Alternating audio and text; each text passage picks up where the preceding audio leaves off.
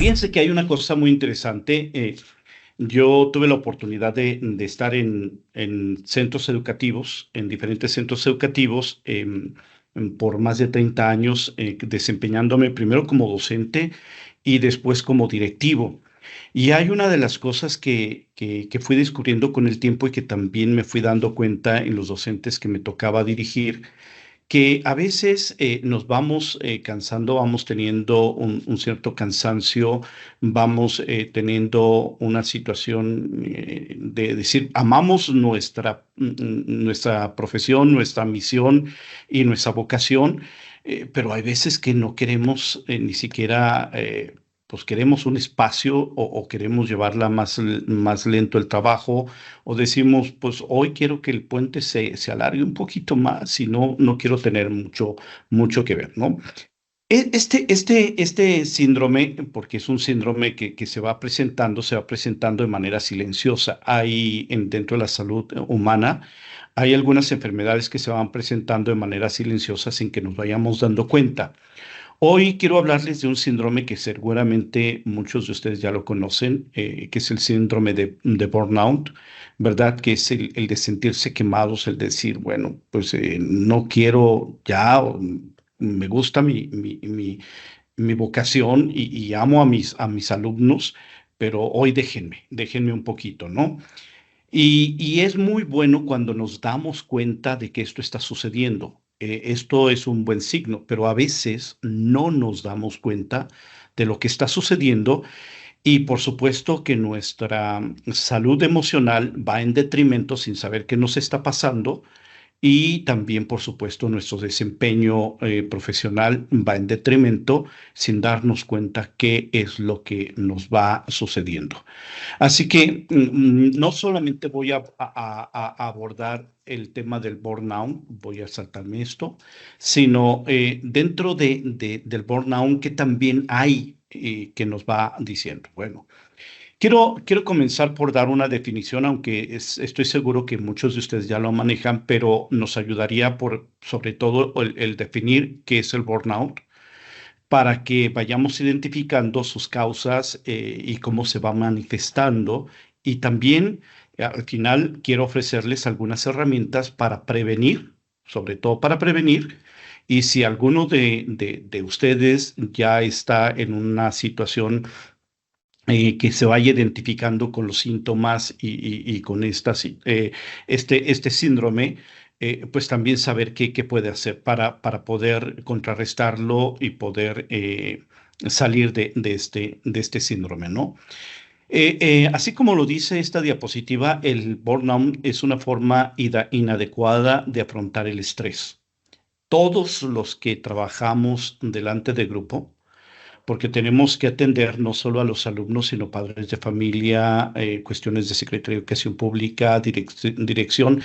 Y quiero detenerme un poquito en esto, no solamente la cuestión, podríamos decir, académica y administrativa, sino que también tenemos con ello que ver la situación emocional tanto de los padres de la familia y la situación emocional de nuestros directivos, ¿verdad? Y tenemos que estar tratando de llevar a cabo. Entonces, estas situaciones, queramos o no, hay momentos en los que vamos viviendo estrés. Em, Cuando comencé yo, hace ya un buen tiempo, de interesarme un poquito en este síndrome del quemado, el síndrome del burnout, me llamaba la atención de que los especialistas en trabajar en esto, los que han hecho muchos estudios sobre ello, una de las profesiones que mencionaban como que podrían y que viven el burnout es los médicos, las enfermeras y los docentes. Fíjense a qué nivel nos ponen a nosotros dentro del grupo de la presión que podemos llevar y el estrés. Bueno, cuando hay un estrés en exceso, porque quiero detenerme un poquito en esto, el estrés que viene producido por un neurotransmisor que nosotros producimos de manera natural, que es el cortisol, ¿verdad? Cuando nosotros tenemos cortisol en nuestro cuerpo, en manera natural y equilibrada es muy sano. Pero cuando nosotros tenemos una dosis de cortisol más allá, de lo que nuestro cuerpo requiere, entonces es cuando vivimos en estrés. El estrés lo podemos estar viviendo todos los días, pero o lo podemos estar viviendo en determinados ritmos de nuestra vida y de nuestro quehacer, pero cuando nos estamos acostumbrando a vivir en estrés, entonces ya no es sano. El estrés tenemos que nosotros estar como en una parte de vivirlo, pero no más allá de lo que nuestro cuerpo necesita y, y menos de todos los días, ¿verdad? Entonces, el burnout va a ser la forma en la que nosotros vamos a ir afrontando este estrés, un mal manejo del estrés, que a nosotros le llamamos un estrés crónico. Em, y esto se va a ir manifestando con agotamiento emocional. Ya un poquito voy a ir desglosando qué es el agotamiento emocional. La despersonalización, ya no me siento yo, ya la situación pues, me entro en un sistema en el cual me pierdo y por supuesto que una disminución del desempeño laboral, cuando ya no tenemos ganas de trabajar, cuando no tenemos iniciativas, cuando nosotros ya no tenemos esa creatividad para ir innovando dentro de nuestra clase y entonces nos volvemos como en una clase plana, un poquito más plana, como ser muy repetitivos. Esto es un síntoma de un poco interés o una disminución del interés en el desempeño laboral, ¿verdad? Otros autores lo van a definir, y esto lo tomo directamente de uno de los textos que hablan del burnout, como una respuesta al estrés laboral crónico y que va a venir integrado por actitudes y sentimientos negativos, lo que es desagradable.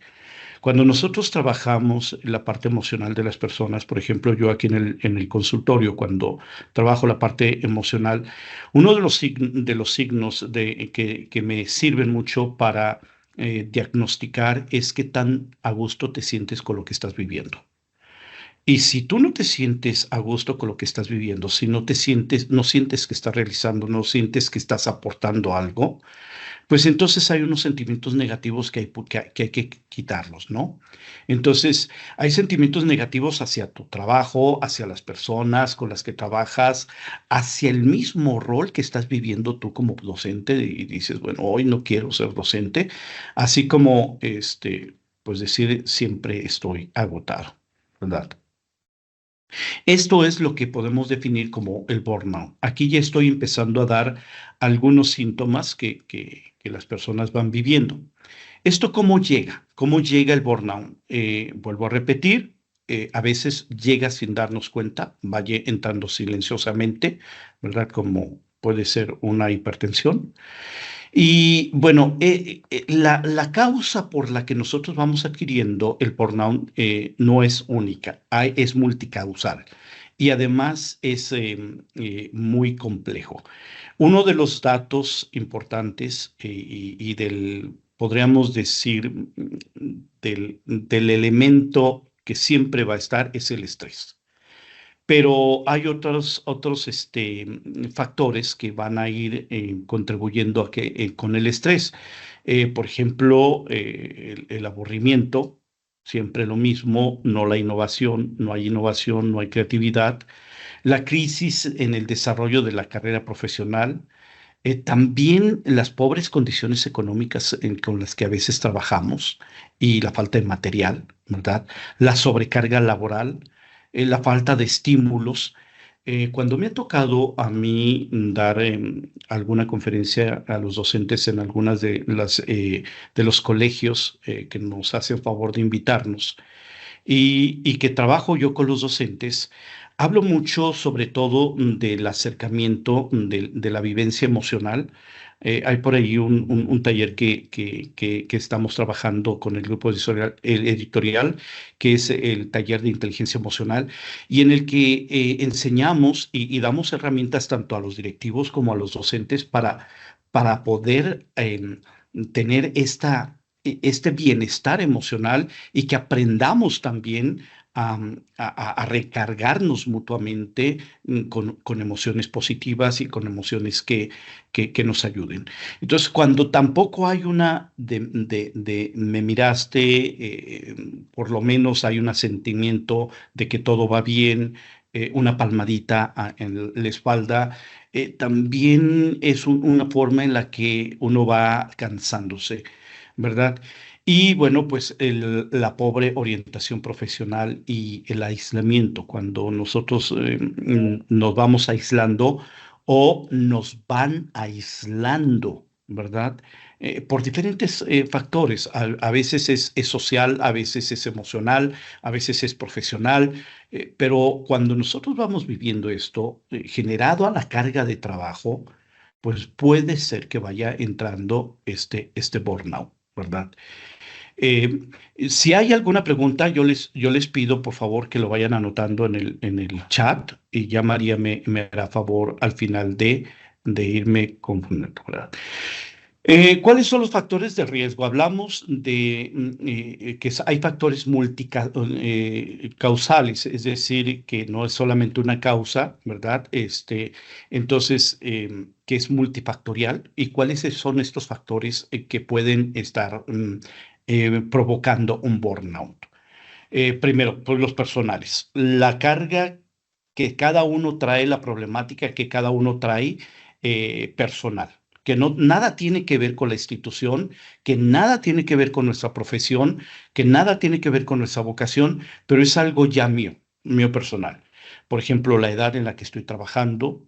A lo mejor hay algunos, sobre todo los que van iniciando, los docentes jóvenes, los nuevos docentes, los que están integrándose a una nueva institución. Estos son factores personales que pueden ir generando estrés, ¿verdad?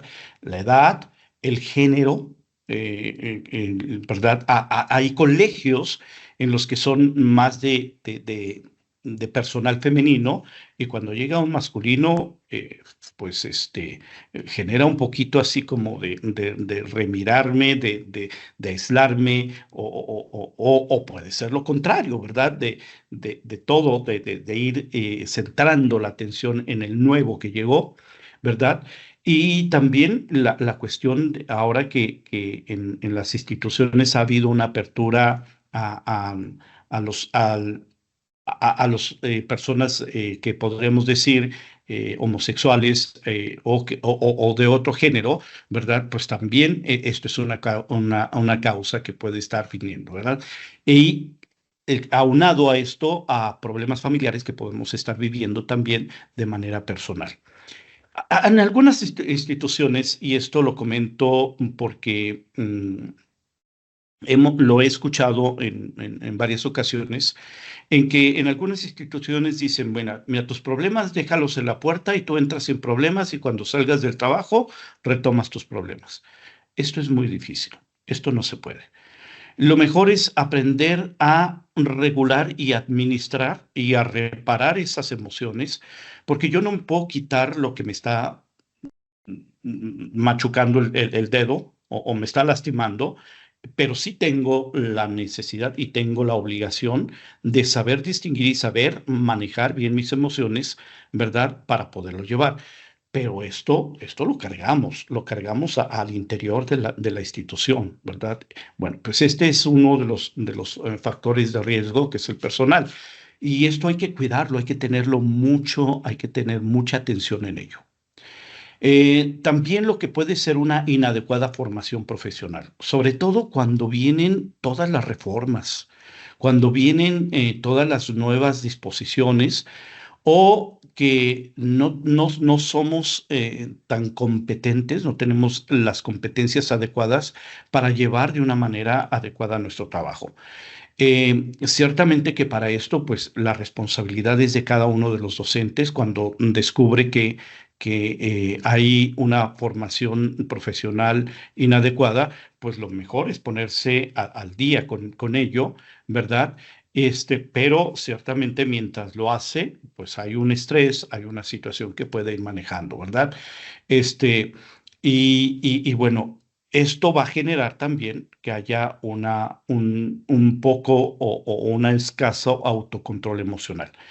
Aquí en ello, maestros, quiero volver a mencionar en lo que es la adecuada formación profesional, que no solamente nosotros tenemos que prepararnos en lo que son los contenidos, en lo que son los conocimientos teóricos, sino también en habilidades sociales y en lo que es las habilidades emocionales.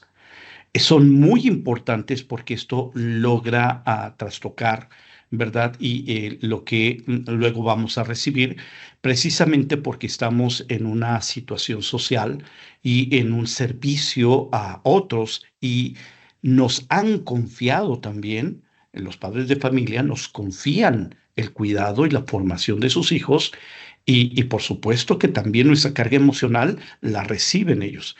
Hay muchos ejemplos que no quiero ahorita, o más bien no me daría tiempo para poderlos mencionar en este webinar, pero hay muchos ejemplos en que nuestras propias emociones, nuestra incapacidad emocional y nuestra propia capacidad para gestionar las emociones llegan a meternos en problemas verdaderamente serios. Y esto, por supuesto, llegan a veces a hacernos que no solamente el burnout se apropie de nuestra persona, sino que también corremos el riesgo de perder el trabajo o de llegar a instancias, sobre todo legales, que no son convenientes, ¿verdad? Por eso es muy importante darle una importancia a lo que es toda la formación profesional, porque, repito, no solamente son los conocimientos y habilidades que podemos tener nosotros para el manejo de contenidos, sino también las habilidades personales entran dentro de la formación profesional. El tercer factor son los factores laborales. Las condiciones deficientes de trabajo, el entorno humano que a veces no es el más adecuado, ¿verdad? En cuanto a organizaciones de los centros educativos, la confusión de roles, el no estar definido bien los que son los manuales operativos de la institución, ¿verdad? La organización laboral, los salarios que a veces nos pueden parecer que no son los adecuados, pero también sobre todo la sobrecarga de trabajo. Y los factores ambientales. Me salto los factores psicológicos porque aquí es donde voy a entrar con un poquito más de fuerza a lo que es un factor importante para el burnout. Los factores ambientales, que son los cambios significativos que tiene la vida, es decir, tanto la cuestión económica, no me refiero a lo que es los salarios, sino a la cuestión de estilos de vida, la cuestión de inflaciones, las cuestiones políticas, las cuestiones incluso de dónde está enclavado el centro educativo, porque esto llega a influir dependiendo del sector y el nivel económico y también la zona en donde esté enclavado o ubicado el centro educativo, también llega a influir para el estrés. Imaginémonos a ustedes entrando a una institución en donde, pues, caminar por las calles vienen asaltos. Imaginémonos a ustedes caminando o yendo a su lugar de trabajo en donde no hay transporte adecuado para llegar. Entonces, pues sí, este correr, esta situación llegó tarde, llegan a influir. Bueno, estos son pues 5 de los factores que considero. He mencionado 4 y voy con el factor psicológico, que son las creencias irracionales. A veces no nos damos cuenta de esto y esto es un factor muy importante, ¿verdad? Por el cual a veces nosotros mismos nos tornamos. De hecho, Albert Ellis, que es el teórico de las creencias irracionales, dice que cuando nosotros trabajamos una creencia irracional, pues es un autosabotaje. Y a veces creemos que los demás están yendo en contra nuestra, pero somos los primeros que vamos en contra nuestra. Y estos factores psicológicos, cuando nosotros los entendemos, pues yo podría decir que es un porcentaje muy alto para poder salir del burnout o prevenir el burnout. Un factor, digo, un porcentaje muy alto, sobre todo en este factor. ¿A qué me estoy refiriendo con creencias irracionales? Bueno, antes de ir a las creencias irracionales, pensé que la diapositiva estaba en el orden, ¿verdad? Pero aquí, ¿cuáles son los síntomas? Aquí viene, maestro. Vayamos palomeando o vayamos diciendo este no, este no, este no, este no, este sí. Ojalá que todos digamos, no, yo no tengo nada de esto, pero me voy a cuidar de no llegar a esto, ¿verdad? Y quien sí diga, híjole, ya me tocó una situación, no se preocupe que al final voy a dar algunas técnicas y algunas ideas y algunos consejos para poder salir del burnout y o para poderlo evitar, ¿verdad? Primer síntoma, cansancio, agotamiento emocional. ¿Qué quiere decir el agotamiento emocional?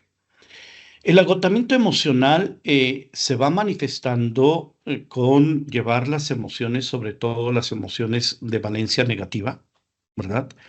Las emociones de valencia negativa, que son aquellas que no son placenteras.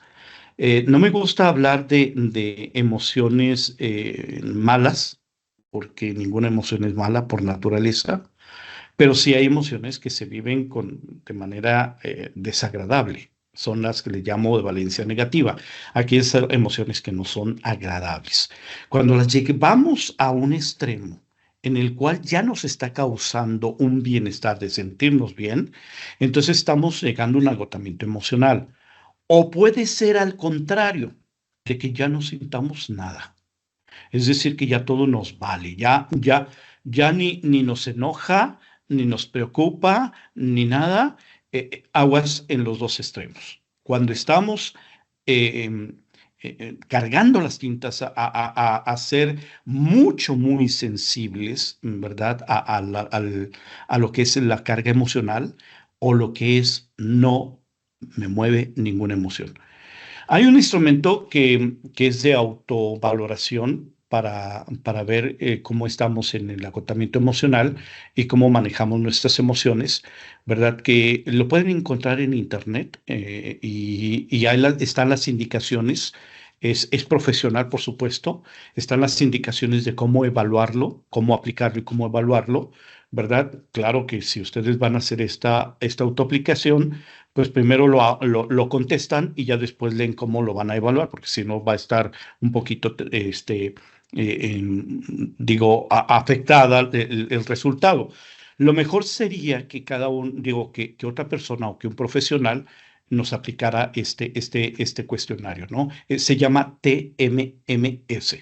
Es un cuestionario que en 24 preguntas nosotros podemos ver cómo andamos en nuestra carga emocional y en nuestro agotamiento emocional, ¿verdad? Sería muy interesante que esto lo hubiéramos podido practicar aquí, pero a veces por la distancia, sobre todo cuando estas capacitaciones son personales, tenemos la oportunidad de poder aplicar algunas baterías, ¿verdad? Y darnos una idea y que cada uno se dé una idea de cómo está y poder decir, bueno, tengo que prevenir, no tengo que prevenir. Pero bueno, ahí está la recomendación, TMMS 24, son 24 preguntas y las pueden descargar gratuitamente en Internet. Es solamente buscarlo y es totalmente profesional. La recomendación es que lo contesten primero, siguiendo las instrucciones, por supuesto, y después vean cómo evaluarlo, cómo conocerlo. Y si lo hacen, pues creo que tenerlo ahí y repetirlo de vez en cuando les va a dar mucha luz de cómo andan emocionalmente. Bueno, el cansancio y agotamiento emocional es un síntoma, ¿verdad? Pérdida progresiva de energía, es decir, me siento cansado, no basta dormir, el recreo me parece que no es lo suficiente. Bueno, esto ya es un síntoma, el desgaste y la fatiga, ¿verdad? El sentirse cansados y fatigados es un síntoma. La despersonalización, como les decía ya en la anteriormente, ¿verdad? Y sobre todo cuando elaboramos defensas para proteger nuestros sentimientos y la impotencia y la impotencia y la frustración. Es decir, cuando nosotros nos ponemos un escudote, ¿verdad? y nos despersonalizamos. Ya no soy yo. Es esta armadura que me he puesto y ahí camínele con la armadura. Y entonces estoy protegiéndome. Este es también un síntoma de que ya estás cansado, de que te empiezas a quemar, de que tenemos que atendernos, ¿no? El abandonar la realización personal, ya no, el trabajo ya no tiene su misma el valor inicial que antes se tenía, ya no tenemos la misma iniciativa, no queremos capacitarnos. Este primero de que ustedes estén hoy aquí, pues es un signo de que no estamos en esto del abandono de la realización personal. Siempre el querer aprender más, el querer ver cómo lo puedo hacer mejor, esto va bien, pero cuando decimos, no, ya no interesa, haga lo que haga, tome los cursos que haga, que tome, de todos modos me van a seguir pagando lo mismo, de todos modos no me van a valorar mi trabajo y de todos modos esto, aguas, porque estábamos empezando a cansarnos, ¿verdad? Sobre todo porque tenemos que entender que lo que hacemos, nuestra vocación, no es solo y exclusivamente para la retribución económica.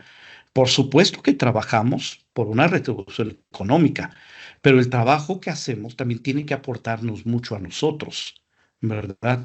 Entonces, cuando nosotros empezamos a ver que no queremos ya que nos aporte nada, pues también es un síntoma. Otras manifestaciones es como la negación, el aislamiento, la ansiedad, el miedo y la depresión. Entonces, creo que estas no necesito yo explicarlas mucho porque estos ya son ciertos elementos que ya se tienen que entender, sobre todo cuando nosotros tenemos crisis de ansiedad, cuando el miedo nos paraliza, cuando hay depresiones, ¿verdad? Cuando hay negación de todo lo que estamos haciendo, pues entonces es muy importante que esto lo atienda un profesional, ¿verdad? Ahora sí voy con las creencias irracionales, que no he perdido de vista esto. ¿Qué entendemos por creencias irracionales? Maestros, y digo que cuando nosotros aprendemos a dejar las creencias irracionales de un lado y más bien apostar por las creencias racionales, ya estamos muy avanzados en evitar el cansancio, evitar el burnout, evitar este síndrome del quemado, ¿verdad? ¿Y qué vamos a entender por creencias irracionales? Son las creencias que se manifiestan como determinantes y absolutas. Son determinaciones absolutas. De aquí no me mueve nada. Esta creencia es absoluta, es dogmática, no me mueve nada de aquí. Y que esto nosotros lo manejamos a veces sin darnos cuenta. ¿Y cómo nos podemos dar cuenta de que tenemos algunas creencias irracionales? Sobre todo cuando la expresamos en términos de tengo que. A ver, tengo que ganar el concurso de este año. Tengo que. Tengo que ser el mejor maestro. Tengo que. Todos los que digan tengo que como una determinación absoluta es una creencia irracional. Porque cuando yo digo tengo que y no se logra este tengo que, ¿verdad? No se logra por alguna situación. Voy a poner el ejemplo de tengo que ganar el concurso de este año. O tengo que sacar a mis alumnos de tal manera que sean los mejores de la escuela. Y resulta que no se realizó. Resulta que no vino. Entonces, cuando no se cumple un tengo que de manera dogmática y de manera determinante y absoluta, así como el tengo que obedecer a todo el mundo, ¿verdad? Pues viene asociado con la ira. Nos empezamos a enojar porque la frustración nos causa un enojo, ¿verdad? Nos pone iracundos. O podemos reaccionar con conductas pasivo-agresivas. Ustedes observen de alguna persona que actúe con conductas pasivo-agresivas, que se relacione con estas conductas, detrás de ello hay un enojo y hay una frustración, porque no recibió lo que esperaba o porque no salió las cosas como las esperaba, ¿verdad? Y por supuesto, si hay ira, si hay una conducta pasivo-agresiva, va a haber violencia. Esta es una cuestión de este tengo que nos está manifestando una baja tolerancia a la frustración. ¿Qué podríamos decir nosotros para no poder ser con una determinación absoluta y más bien a ir a una creencia racional? Porque cuando nosotros manejamos este tengo que y no sucede, nosotros mismos nos estamos autosaboteando. Nosotros mismos estamos poniendo esa situación que nos va a dañar, que nos va a mantener fuera, que nos va a causar una situación que no nos ayuda mucho. ¿Qué tengo que hacer? ¿Cómo lo puedo manejar? ¿Cómo puedo manejar para no ser absoluto? Para que mi afirmación no sea absoluta. Ponerle en un podría, me esforzaré, me gustaría, que no abandona el objetivo, pero que yo puedo trabajar para que mi objetivo sea, pero que si no se realiza, no tengo ya esta situación de frustración y tolerancia. Me voy a esforzar. Y a lo mejor no sucede, pero voy a hacer lo mejor que pueda. Voy a tener lo mejor y voy a dar lo mejor de mí, ¿verdad?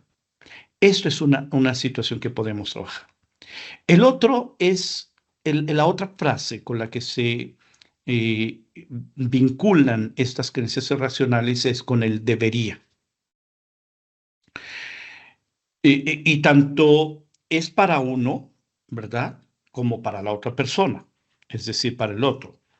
Eh, Regresándome un poquito al tengo que, si es para la otra persona, tienes que.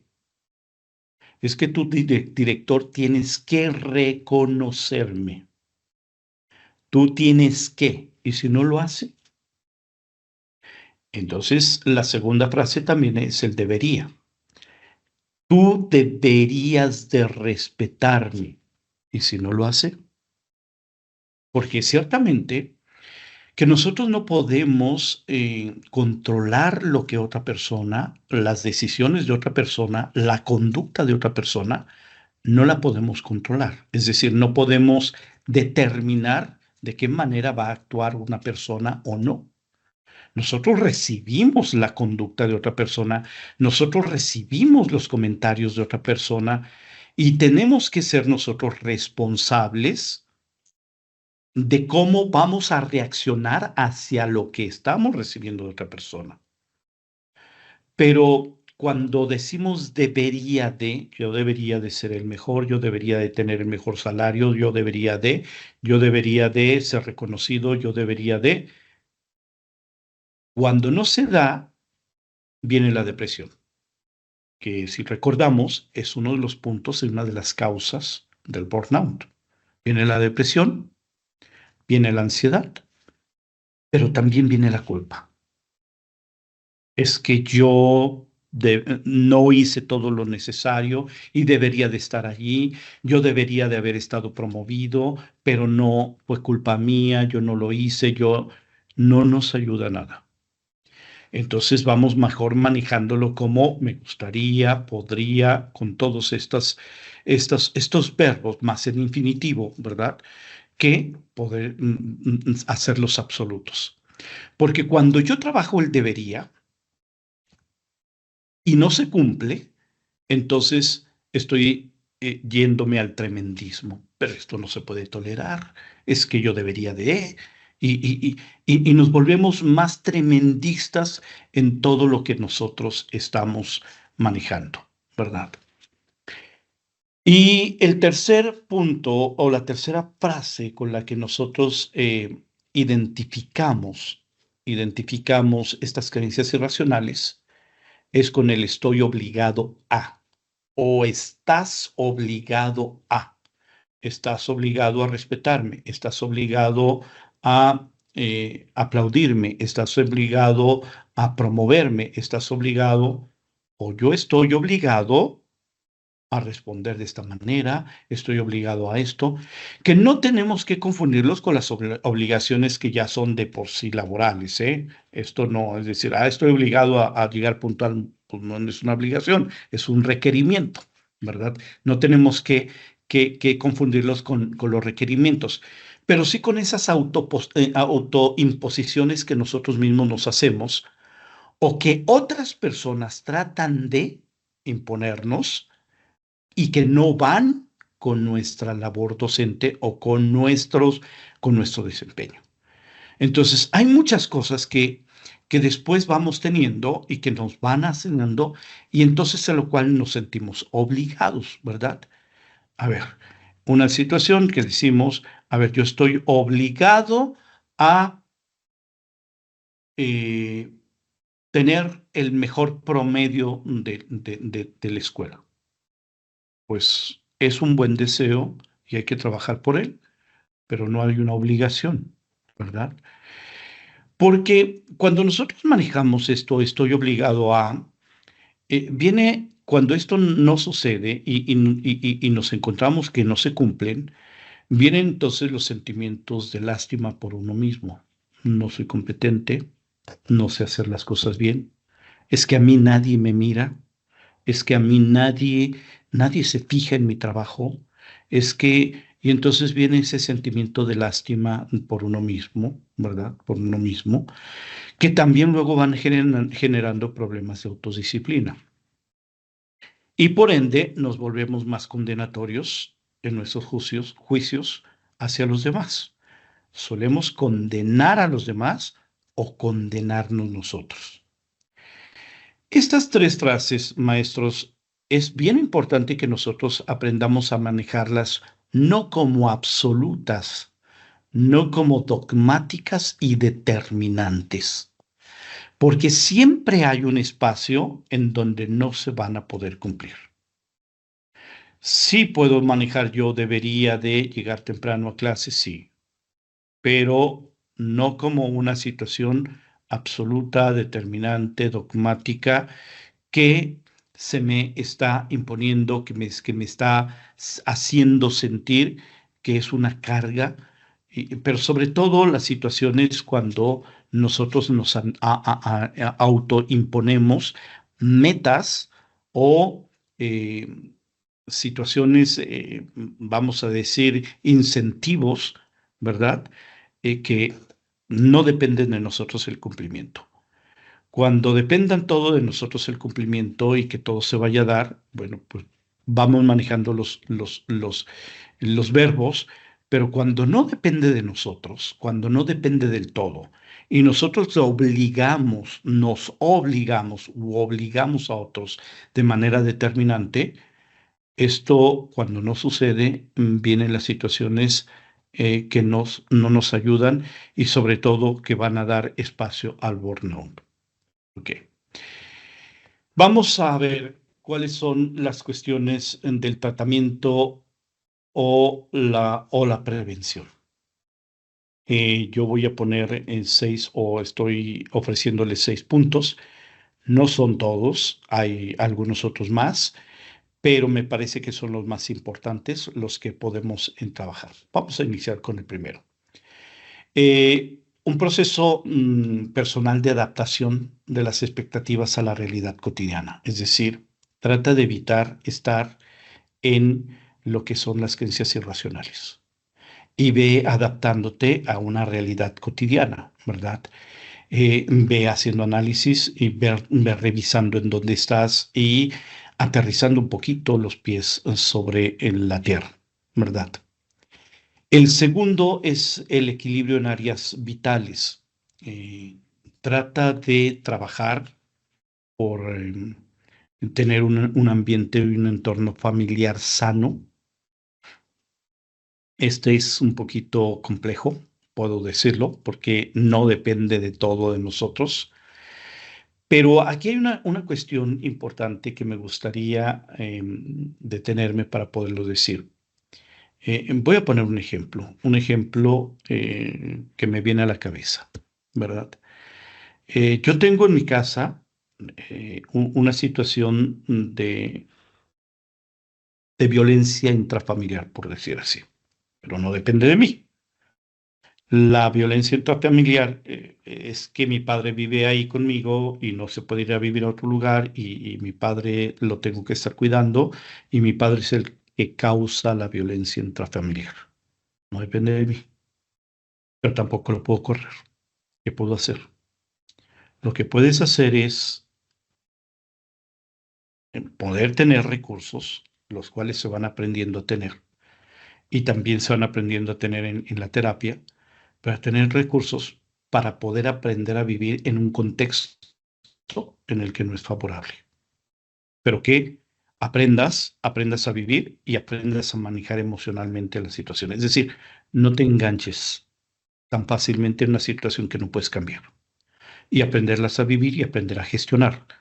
La inteligencia emocional nos habla de tres factores muy importantes y tres puntos muy importantes que son los que tenemos que aprender nosotros a manejar. Primero, identificar la emoción que estamos viviendo, ¿verdad? Identificarle, ponerle el nombre, porque si no le ponemos nombre no la podemos atacar o no la podemos resolver. Ponerle el nombre, externar esa emoción, decir me siento así. El segundo punto es identificar por qué se generó, qué destapó la emoción, qué la activó la emoción. Y el tercero, reparar la emoción. Y a veces en nuestros contextos familiares nosotros tenemos que aprender esto, porque ciertamente que tenemos que llegar a nuestros centros de trabajo lo más equilibrados emocionalmente posible, ¿verdad? Entonces, es muy importante que nosotros nos preocupemos, observemos que si algo no es el centro del trabajo el que me tiene en estrés, pero está afectando el centro del trabajo porque viene de casa, entonces empieza a revisarlo y empieza a poner un poquito de orden en esto y si es necesario, déjate ayudar por un profesional, ¿verdad? Equilibrar también la cuestión de los amigos, las aficiones, ¿verdad? ¿Cuáles son tus aficiones? Es bien importante. Ahí en algunos colegios yo he manejado los 7 elementos para poder tener un equilibrio de bienestar, podríamos decir, de bienestar. Y uno de los elementos importantes que me parece que tenemos que también aprender a manejar bien es el aspecto social, el aspecto de la fiesta, del distanciamiento que podemos tener, estos momentos de distensión que nosotros podemos tener, de recreación y de los hobbies y de los tiempos libres, cómo manejarlos también para que estos sean sanos para nosotros, ¿verdad? Y una recomendación, hay que comer bien y hay que dormir bien. Inviértele en un buen colchón. Y no le hago propaganda a ninguna marca, pero inviértele a un buen colchón. El sueño es una de el tener un buen sueño es una de las causas de una salud emocional y física enormes. Es decir, tiene como consecuencia el tener un sueño reparador, tiene como consecuencia una estabilidad emocional y también una salud física, ¿verdad? Entonces, este es un elemento en que te puede ayudar. Si no estás durmiendo bien, duerme bien, duerme bien. Utiliza, eh, pues, si tú necesitas algo, algo que te ayude externo, un buen té, una buena dosis de melatonina, vamos, hay muchos elementos externos que nos pueden ayudar. Una música relajante, la respiración consciente, es decir, esto que nosotros conocemos como el mindfulness, cuando tú estés en un momento de estrés, comienza a practicar el mindfulness y te ayudará, porque esa respiración va a hacer que tu cortisol se nivele y podamos nosotros tener también una dosis de dopamina y de oxitocina que van a equilibrar el bienestar en el organismo, ¿verdad? Bueno, estos son el cuidado de las áreas vitales que nosotros tenemos que cuidar.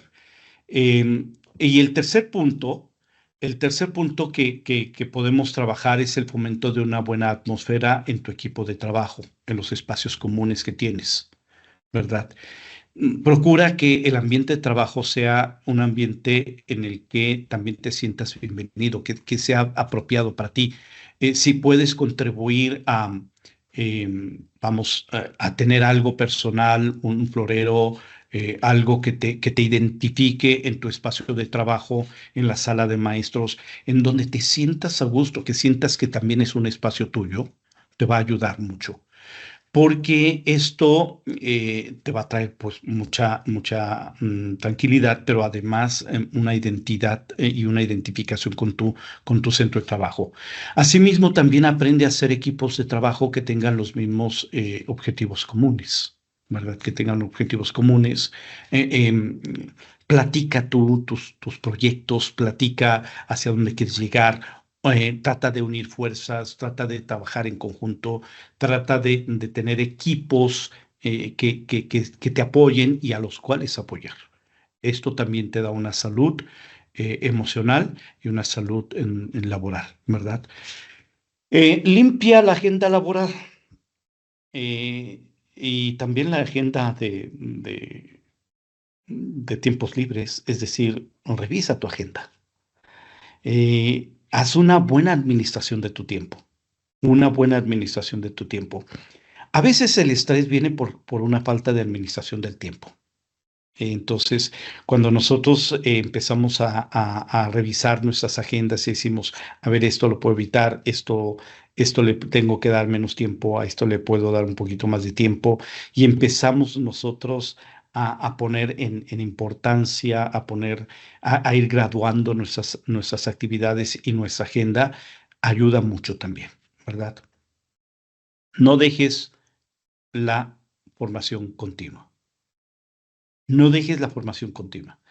Busca libros que te interesen, temas que te interesen. Busca, eh, aunque no lo sean del área académica, hay libros de autoayuda, hay libros, incluso esta formación, vamos, cuando nosotros aprendemos a tener una formación más completa en muchas áreas, ¿verdad?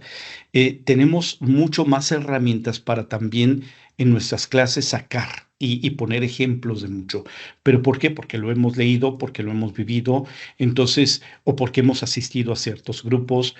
Por ejemplo, volviendo al mindfulness, si tú asistes a un curso de mindfulness y aprendes a respirar de manera correcta, y esto enseñas a tus alumnos a respirar de manera correcta, te aseguro que van a tener resultados fabulosos y un bienestar, sobre todo un bienestar, un control de la disciplina, hay muchos, pero esto no es académico. No, tienes que buscar también una formación continua en áreas que no solamente sean académicas, pero hay áreas que te puedan apoyar, ¿verdad? Y por ser el sexto punto, ustedes dirán, ¿y qué generación de oxitocina y qué es la generación de dopamina? Miren, estos nosotros los conocemos dentro de la neuropsicología como neurotransmisores. Eh, ya sería cosa de tomarnos un poquito más de tiempo para explicar cómo es que funcionan estos neurotransmisores en el organismo, pero sí me voy a detener para poderles decir, o al menos voy a mencionar qué efectos tienen en el organismo, ¿verdad? La oxitocina es una, podremos decir, hormona o neurotransmisor que nos ayuda al bienestar, a sentirnos bien. Es la hormona del placer, le llaman así. Entonces, tienes que buscar tú actividades que te produzcan placer. Ojo con esto, porque la oxitocina te va a producir placer a largo tiempo. La dopamina te puede producir placer a corto tiempo. Más que placer es un bienestar y un gusto y una alegría, porque la dopamina nos produce alegría, pero también una dopamina mal manejada nos va a producir una euforia que puede ser destructiva. Entonces, la dopamina, bueno, la oxitocina, tú la vas a producir cada vez de que tú vivas una actividad o un momento placentero. Tu organismo va a producir oxitocina. Y entonces esto te va a ayudar para equilibrarte emocionalmente. Basta, así tan sencillo te lo digo, ¿verdad? Sin tantas complicaciones, situaciones placenteras. Comer, dormir, viajar, pasear, meditar, todo esto te va a producir oxitocina y todo lo demás que tú pienses que te produce placer. Y la dopamina son momentos de bienestar o momentos, podríamos decir, de alegría, pero cortos. Miren, nosotros producimos dopamina cuando estamos viendo una serie de televisión, ¿verdad?